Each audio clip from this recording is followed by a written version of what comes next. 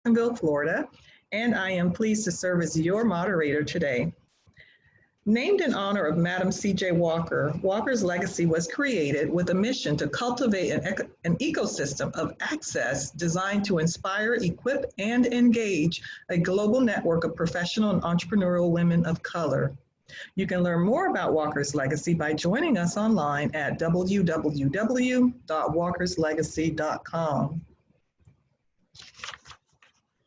The Cowork and Connect virtual morning chat series is aimed to learn the best practices for remote work, the importance of mentoring, staying sharp while staying in, financial planning for small businesses, and self-care routine tips during this time of quarantine and social distancing. So let's get started, everyone, with today's program. I am so excited to introduce today's guest, Ms. Zaneilia Harris. She is president of Harris & Harris Wealth Management Group, LLC. Her passion is working with executive and professional women who are going through major life transitions such as marriage, divorce, and widowhood, and need financial guidance to achieve their personal goals. Zaneilia is a shoe lover, appreciates quality, and recognizes the power of words and of compound interest. She's the author of the book, Financing Stilettos, Money Matters for the Well-Heeled Woman.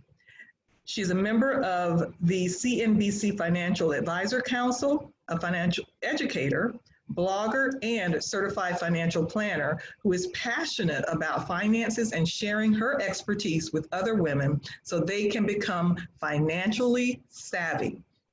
Connections and relationships are very important, and that's why she enjoys getting to know and understand her clients and spending time with family and friends. That's why she celebrates who she is, a wife, mother, experienced professional, and an entrepreneur, because it helps her to connect to the needs, hopes, and expectations of her clients. Everyone, please help me to welcome Ms. Zaneilia Harris.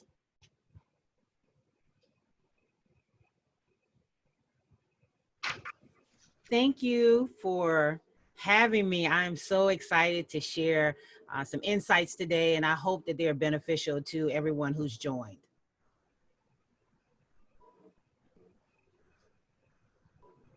So Zaneilia, tell us a little bit about yourself. Give us some background on who you are. Who is Zaneilia? Well, let me think about that. Well, for the most part, I've always wanted to be an entrepreneur ever since college. So I look back and I feel that my journey started with growing up in a small town in Southern Virginia. I grew up with my grandmother. And one of the things that was very profound for me in watching her, I admired her strength, her determination, her fight, is the only time my grandmother would become extremely emotional was when she could not pay her bills. That stressed her out.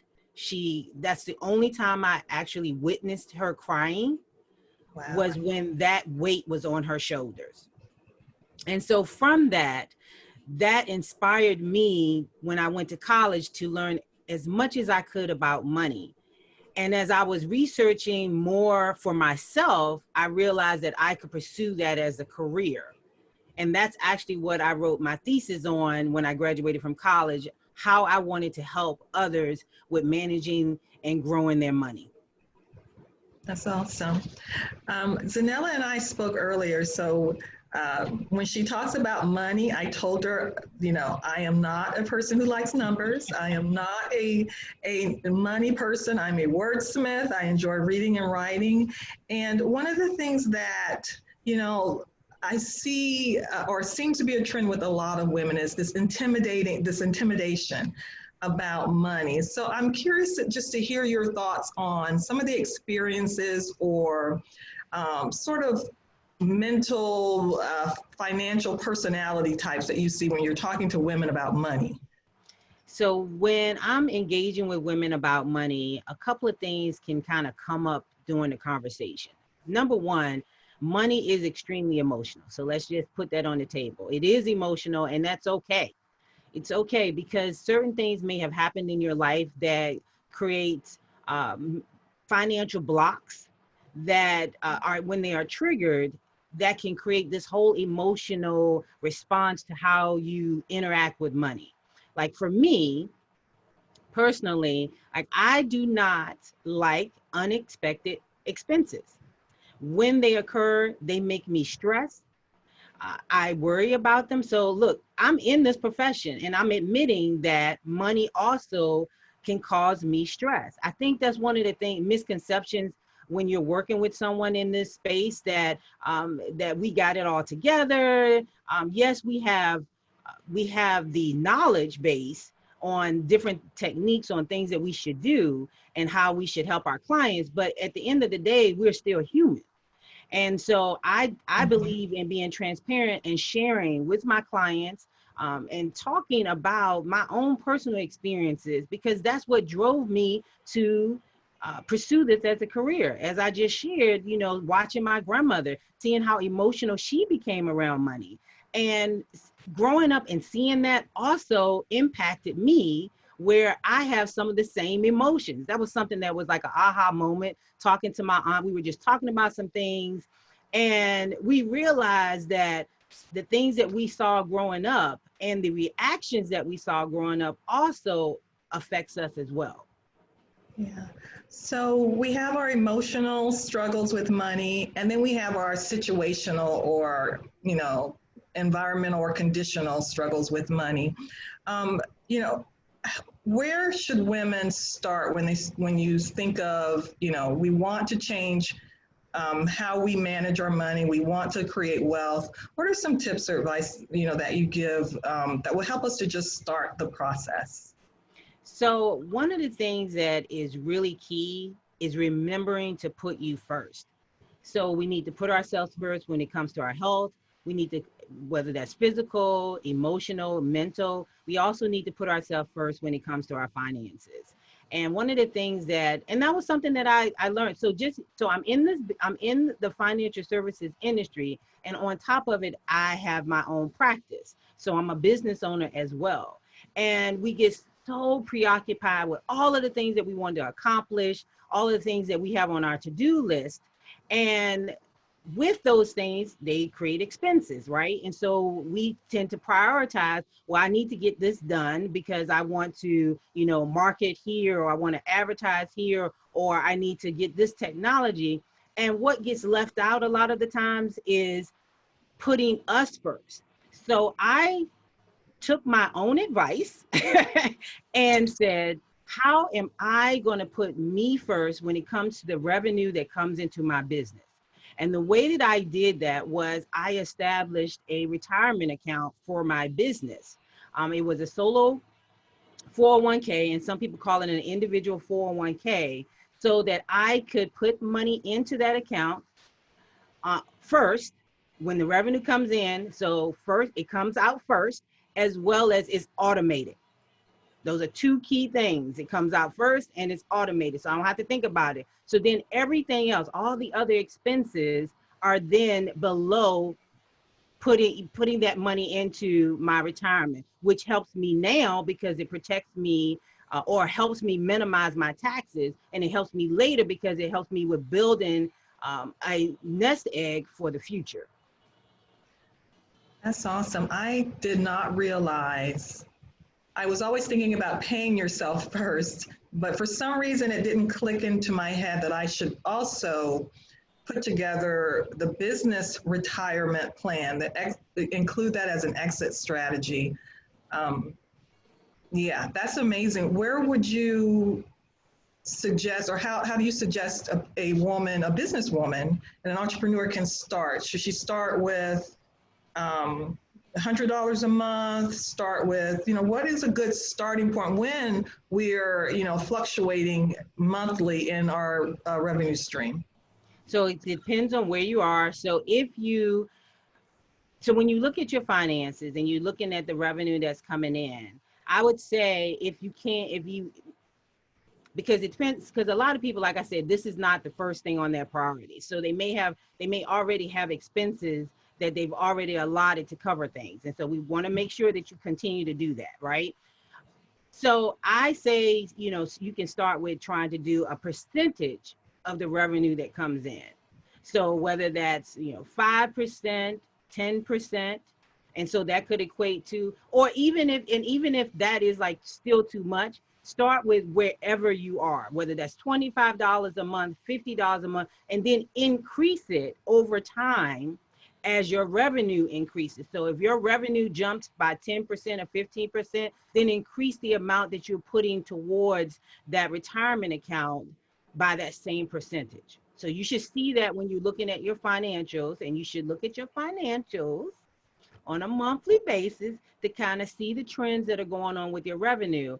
And what you will see is over time, as you're looking at your financial statements, you will see trends in how revenue comes in. And so then you can adjust. And then at the end of the year, when you're dealing with your CPA, your CPA can give you all of your trends to see like, okay, from year to year, my revenue grew this amount. So based off of that, you can say, okay, if it grew by 10, 15, 25%, because I mean, you could just take off, and then you can then adjust the amount that you're putting in on an annual basis towards your future, as well as that's a great time to talk to your CPA about, well, how much should I put in? So I would say at the end of the day, have this conversation with your CPA, because you should be talking to your CPA throughout the year, not just waiting until taxes are due, but throughout the year. And then your CPA can help you, can work alongside you with determining what amount you should put aside that will help to minimize your taxes for the year. You said one important thing within that. So I appreciate the fact that you said use a percentage. I was thinking it has to be a raw number that you have to try and stick to. But when you're fluctuating, the percentages, balance out, and that's what you should be looking at. But I also appreciate what you just said within that. Talk to your CPA on a regular basis. Yes. I do not do that. Quarterly reports are due. That's when she and I talk. So I hope she's on this call, because she and I need to start having a regular conversation about what the goals are. So when you're talking about financial goals, and I want to incorporate the term wealth into this question, what is it that we're striving for? What is it that we're trying to build? What is our motivation behind this? So I always start with, what's the dream? What's the dream that you have for your life? And I actually have people actually close their eyes and think about that. Like, where do you see yourself in 10 years? Where do you see yourself in 20 years? And start writing that down. So I'm really big on writing things down and capturing where you want to be, because what happens is when you know where you want to go, you can always match the money to it, right? So going back to, money needs to have a purpose. And if it doesn't have a purpose, it disappears. And then you look back and you're like, what happened? Well, when you know that I am targeting these things in my life, it is easy to then align your money with those things that you want to accomplish. And everyone is different. So 20 years for you is going to look different than 20 years for me. Awesome. So no, go ahead. I'm sorry. Oh no, I want you to spend as much time talking about this as you possibly can, because I need to understand and get a better grip on this. But I do want to say, if there's anyone on the call, when I hear people say awesome quotes, and quotes that we need to brand and put on our wall, and put in our money management folder, we need to capture those. And you just said a mouthful of amazing one-line quotes. So what I want to do is ask everyone on the call, when you hear a great, awesome quote, please post that in the chat for me, because I'm intently listening. Help us out with that. Let's cultivate some good content for Zaneilia to share and repost to her sites, but also for us to say, this is what I learned today. This is my new mantra about money. So I would appreciate that if anyone can just post your thoughts. And if you have questions as well, by all means, give us your questions. But money is an empowering thing when you know how to control it and manage it. And Zaneilia is the person who's going to give us the nuggets today. So I just wanted to put that in there. So Zaneilia, if you still have that thought, go ahead and finish that thought. Throw that out there before we lose any other good content. So the whole idea is, again, thinking about what 20 or 10 or 20 years look like for you, painting that picture for you. And you may need to go somewhere and be in silence. So I'm really big on having quiet moments to just think about what your future looks like, because as business owners, we get so busy doing things that we are not spending time working on what that future looks like for us, right? Yeah.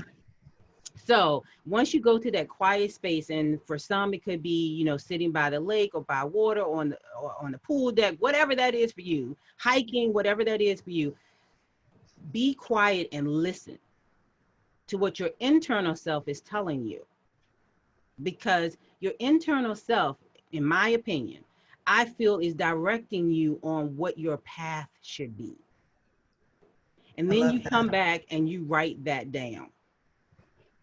So Wonderful. I have gained the most insight into my business, into what I wanted during the times when I've been quiet.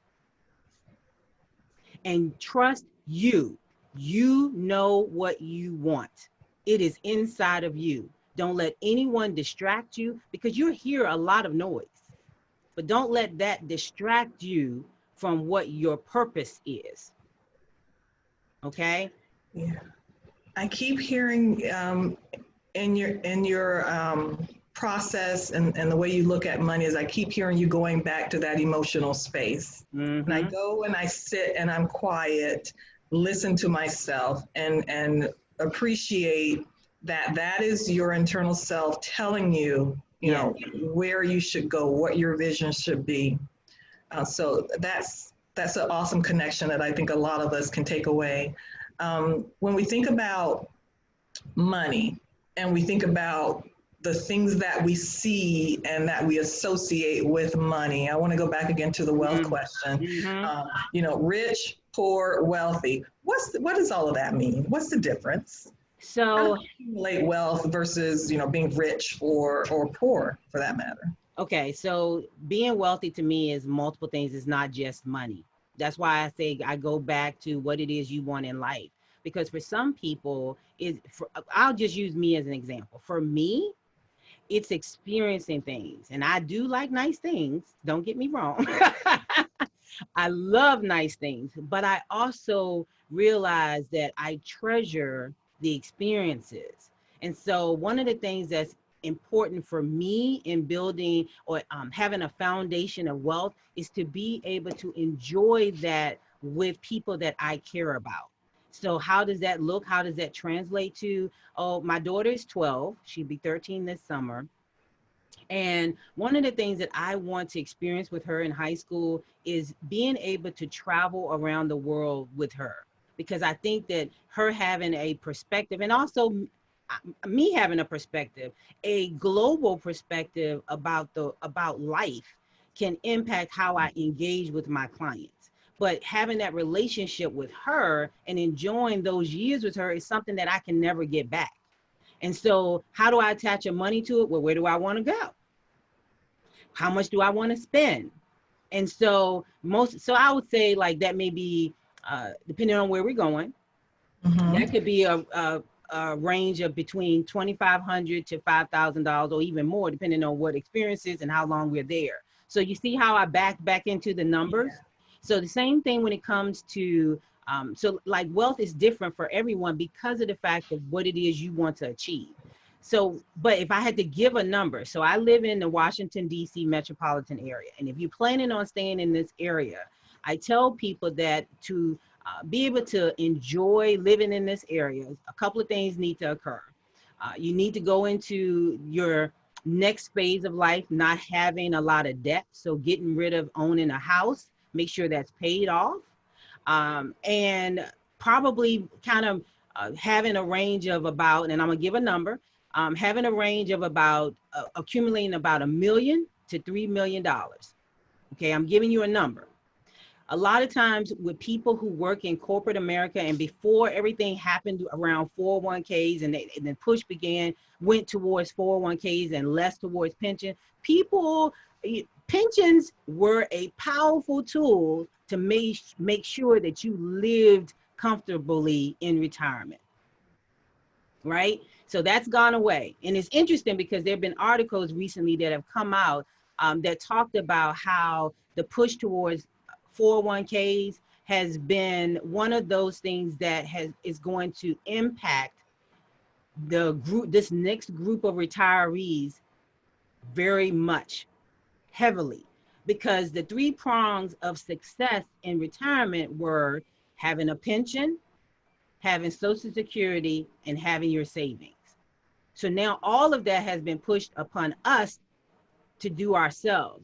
And what I have seen is that it has been pushed on us to do, but we don't have a number. We don't know what number we should strive for. Yeah. So you need to be striving to have at least $1 million, at least. At retirement. Yes. I like that. One thing that I tell the ladies that I coach is to always have start with $1 million goal. If you fall short, you fall short, but at least you have to start with a higher target. Exactly. So I like that number. Yes, I agree totally. Because even if you miss it, you're close, right? And then you can adjust some things. You may, like for me, like I may leave this area and go to a less expensive area. Sell my house and move into a house that's already, use the proceeds from the house that I have. So if it's not paid for here, maybe I can sell the house here and have enough capital gains from the sale of that house to then put it towards a house in an area that's less expensive and pay it off. And so I'm still going into retirement with no debt. Looking at the states that you may want to live in, because taxes are a big issue when you go into retirement, right? So a lot of people who are in retirement are angry because they don't have any write-offs. So you as a business owner have something that can help you minimize your taxes even in retirement. So even though your life may change, I would say never give up that business acumen and being an entrepreneur, a business owner, because those are still expenses that you can use in retirement. I love it. So we have a question from Mika Hunter, and her question is, I am now setting up my solo business 401k. Can you tell us more about the tax benefits of this plan? So it's a couple of things. With your 401k, you get to put in a specific amount towards your retirement. And so from that perspective, that reduces your taxable income. The other aspect of it is that it becomes a write-off for your business, because you can then put in profit sharing. And so you get to determine that every year, what that looks like. Again, adding to your team, creating an advisory team, and having your financial planner, having your CPA talk to each other to make sure that you're doing all of the things necessary. So I emphasize, do not wait until the end of the year to talk to your CPA. Talk to him or her on an ongoing basis so that you can plan out and map out what the future looks like for you and your business and the things that you need to do. Because at the end of the day, I don't want to pay any more taxes than I have to. So anything that can help me with controlling, and I'm real conscious about the words that I use around taxes, controlling the amount that I have to pay, I am all open for that. I think all of us are in agreement with that. We don't want to pay a penny more. And I do get upset sometimes when I see other accountants posting more information than my accountant. And so when you use the word team, your financial team, I think that's a valuable comment to note, that it's more than just the two of you. It's a team that you should build around where you want to go with increasing your financial acumen. Exactly. And your financial wealth. So I appreciate that. And then another question, Mika asks, in 5 to 7 years, I would like to invest in other businesses. I don't plan to become a venture capitalist as a career, but I would like to invest as a part of my portfolio. How can we begin to prepare now to do this type of investing? Very good question. And I would say you need to determine, again, going back to writing things down, determine what type of businesses you want to invest in, number one. So you need to do some research around that. So when you look at their financials, because you're going to need to break that company up and like look at their financials, talk to the CEO or the business owner, president of the company to decide, as you go through this process, to decide if this is a company that you want to be affiliated with. So I always, whether it's a private or public company, I always go to the financials. The financials paint a picture. So I'm looking at their income statement and I'm seeing how much revenue is coming in. Are they consistently making more revenue year over year? Then I'm looking at whether or not they have a net income or net loss. Okay, so yes, because a owner who is passionate can paint a beautiful picture and on the canvas of their business and what they're doing and all of the opportunities that exist. But at the end of the day, you need to go back to the numbers. So does what that CEO or president is saying match what the numbers are showing in the financials? Because those two things need to match up. And if you notice, when you go back and you look at companies that have failed, so let's think of like companies like, okay, I'm going to name some companies because they've been in the news recently. Yeah. So let's talk about like WeWork and how all of a sudden this company was getting ready to do an initial public offering. And then all of a sudden it just fell apart. Something wasn't matching. So you have to do your due diligence, pull things apart, read through them, meditate on them, because again, you do not want to, this money is the money that you have worked and earned. So you don't want to just haphazardly give money to a company and not expect a return back. So that's the other thing. You expect a rate of return back on any money that you're giving to the organization. So you need to determine what amount or percentage, because it goes back to a percentage of growth you want back, with in addition to the money that you put up to support that business. Awesome. So what are some of the major mistakes that you see women making about money and money management? So I would say what I see is that we're not building a team around us. So you need to have an advisory team around you. That's number one. Number two, not talking to someone. So we try to figure it out ourselves. And it's okay to not know everything. You're not going to know everything. That's why you bring a group of advisors around you who know. So think about a major corporation and what they have in their toolkit to help them succeed. They have a board of advisors from different industries that have expertise in things they don't have expertise in, to advise them, to give them guidance, to warn them, to prepare them. So you need the same thing as a small business owner. And it may start off that it's one or two people, but then you build based on the needs that you see or that arises in your business. Awesome. So when I think about what is a good example to you? So let me ask this. So what does your profile of a financially savvy woman look like? What are some of her characteristics? I call her Nicole. So she has a name. She has a name. So Nicole is very adamant about saving and putting her first, number one. She maxes out the amount that she puts into saving for her future. Right? She has, going back to, look, I'm saying a lot of things over and over again, but I want you to hear that she has that advisory team around her so that when she needs expertise on different things, so it could be taxes, it could be legal issues, and not necessarily that they're issues, but legal aspects of her life that she wants to plan out. So she may have an estate attorney on as part of her advisory team, right? She has the financial planner as part of her advisory team. She may have, since we're all business owners, she has a business banker. That's key. Ding, ding, ding, ding, ding. A business banker as part of her advisory team, because as you grow, you're going to need to have access to people that can help you with lending opportunities.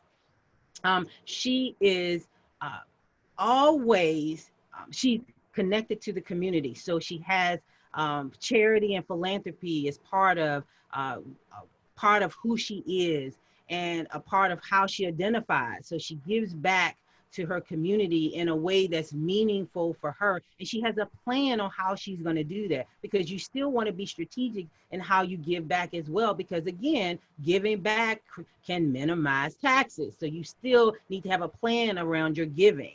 So those are some key things that I see around the clients that I work with. What was her name? Nicole. Nicole. Nicole is also the epitome of wealth, as you described it. She is a wealthy woman. I love that. I remember reading when, what's her name with America's Top Model? Oh, yes, yes, yes. Oh. She was talking about her financial journey and about how her money mindset was to save, and to pinch pennies wherever she goes. And she said that when everyone else was staying at, the Ritz or something, she would just stay at the DoubleTree down the street, because that was her mindset. Mm-hmm. What shifted eventually was this concept of wealth, where her financial advisors told her that you're saving, but you're not reinvesting. You're not you're not building wealth. You're just saving and sort of staying in the same space that you're in, and just growing incrementally. So look at investing. Look at how you make your money work for you. Of course, taxes is one component of it. But again, when you talk about wealth, it's, looking at how you see the entire community and how you move your money around in it. So I thought that was an awesome example. And it fit what you just said. So we have another question. Any thoughts on that, on Tyra Banks? Yes. So with Tyra Banks, so I'm fascinated with her as well. One of the things that her mother did when she first got started was she introduced her to her financial planner, her financial advisor, and it was with Merrill Lynch at the time. So her mom had an account at Merrill Lynch, and she brought her daughter in. And the advisor told her, she was not a client that he would normally take on, but, because that was her daughter, she would work with her. But her mom was adamant. So she was an advocate for her and said, oh, she may be here right now, but this is just the beginning. She's going to grow and she's going to prosper, right? And she has. And one of the things that I kind of want to tap on that you said about saving. So saving and investing are two different things. Saving is like adding, and investing is multiplying. Because once you start investing, it starts making more money for you. And how does that happen? So if you're investing in publicly traded stocks, what happens is that you get interest or dividends back from owning those investments that begin to work for you. So you didn't do anything, you didn't put any effort in those dividends that are being paid for you. The company is making has decided that they're going to pay you a dividend, and so that's money that you didn't earn that's then going to be working for you. That's the power of compound interest. I'm typing in your quote. All right. The other way is the growth that occurs by owning investments, right? So I'm just going to stick with using a publicly traded stock. So the interest, so the dividends that they pay out, as well as the growth. So like, for example, if you own Amazon, I don't know, 5 or 6 years ago, you could have bought Amazon, and some people would have said that $300 per share was expensive. But now Amazon is like $2,000 per share. Oh my God. Look at the growth that would have happened in owning that particular investment over time. So understanding how your money grows for you is also a key component, how it works. One of the things that I think is really key when I work with my clients is that I want them to grow in understanding their money. And when you build your advisory team, you want people that want you to understand, because a lot of times when we're busy, we like to stay in our comfort zone, which is what we know. Mhm. But you need to understand the money that comes in, how it's working for your on your behalf, how it's all intertwined, because it's a puzzle. And that financial puzzle then allows you to live the life that you want. So if you don't understand it, then that's when things can happen where it all of a sudden it gets lost. Because again, money needs to have a purpose. It needs to have an assignment. And you need to understand the assignment. You have a question. That's awesome. I'm writing down another quote. Money has to have a purpose and an assignment. Love it. So I hope I pronounced this correctly. Hala has a question, and it's, what resources, either books, podcasts, webcasts, people, etc., do you recommend to learn more about finances, money, money and money management? Great question. Great question. So I am going to do a shout out to my blog. Go for So it. Give it I all look, up. and my book, so going back, you can purchase my book, Finance and Stilettos, Money Matters for the Well-Heeled Woman. My book is short and sweet because I want to just kind of whet people's appetites. Also, I post a lot of information to my blog, but some other places that I go to as well for me. So Kiplinger magazine, because Money magazine used to be in existence, they shut down last year. I was highly disappointed because that was the magazine that I used in college. I read that magazine. I literally bought that magazine every month. Even though I had access to it in the library, I wanted my own copy because I used that as a source to build my knowledge. So Kiplinger, Nerd Wallet is another place. Nerd Wallet. Yeah, Nerd Wallet. That's another resource. And Kiplinger. Yes, magazine. I watch Bloomberg News a lot, and I'm looking at the stocks, even though mine are terrible. I need help on reinvesting. But when I think about what you said, again, that quote about savings is like adding, investing is like multiplying. I think about the contrast between my mom and my husband's mom. My mom was a saver, and then as soon as a crisis would come up, that is what it was there for. Right. My husband's mom was an investor. Yeah. My husband is okay. Right. So, yeah. Yeah. And she had a plan around her money. She had a plan around her money. I love that. A plan around your money. I'm going to make a note of that one too. So we are over by 10 minutes, but I was told it was okay to go over a little bit more. Are there any questions, any additional questions from the participants? I'd love to hear your thoughts on money. And again, feel free to post any quotes. Feel free to post, say someone that you know, that you feel like we were talking about Tyra Banks, who you feel is a great example of how women manage their money. I heard Aretha Franklin was a really good one as well.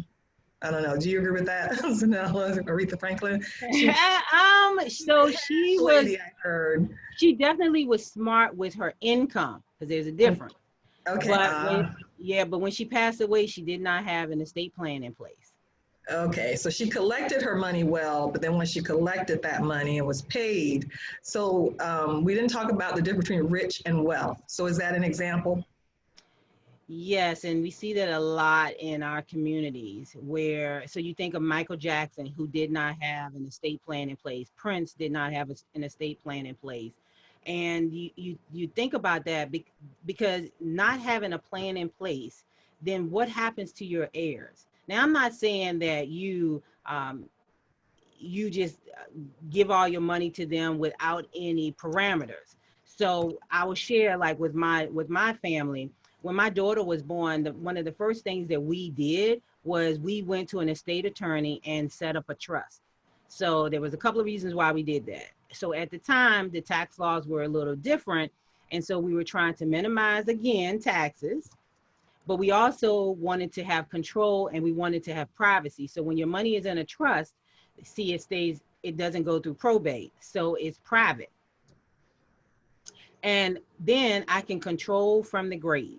So the trust dictates when my daughter receives any money, what parameters need to be in place for her to receive it. And then one of the things that I'm going to strongly communicate to her is if the money stays in a trust, which is in its own entity, then creditors, it kind of is a protection from creditors, as well as potentially it can protect her in the event of a divorce. That's great. Great information, Zanella. I love talking, I'm really not a numbers person. I don't like the numbers, but I just love the conversations around it and understanding and learning, bit by bit, how to increase my financial knowledge. So thank you so very much. You're welcome. For your knowledge. And we are at that point where if you have contact information that you want to give out, tell us how people can stay in touch with you, what's coming up, if you have any programs or events. Tell us what you're doing. So I actually have, so my website is www.hhwealth.com. So you can follow me there. I write a blog, I have a podcast, so I'm always looking for powerful women to share their money stories. So the reason why I did my podcast is because I am trying to change the narrative around Black women specifically and money. That is very important to me. And I feel that the only way that narrative can be changed is us telling our own stories. I agree. And Zanella and I had in that quick conversation that we had before this session, we are, I've always thought about putting together a giving circle to invest in female entrepreneurs. And so Zanella and I are going to talk more about, how can we create something like that, just to do our part to give back. So thank you, Zanella. So we are going to hang out for a little bit longer with our virtual co-working session now. It's best to view in gallery view when you're on Zoom so we can all see each other and see what we're up to. There isn't an agenda. This is just an opportunity for us to work. And if you have questions, to post your questions and someone will follow up or give you their best response or referral. And then just to connect and talk, if you have something that you want to talk about, feel free to put that on the table. If you can't stay, you can join us for future conversations, co-working, future programs. We have another Co-working Connect next week at the same time. Our upcoming programs include the Howard University Women in Business Digital Summit. That's happening Friday, June 26th. We have tonight, let me put a plug in for tonight. We're having our Power of Mentorship conversation with the Jacksonville City chapter, and I'll be hosting that event as well. So thank you all again. Thank you, Zanella. Everybody, let's hang out and get some work done. And if you have any questions, let's talk about it and help each other improve our businesses. Thank you. Thank you.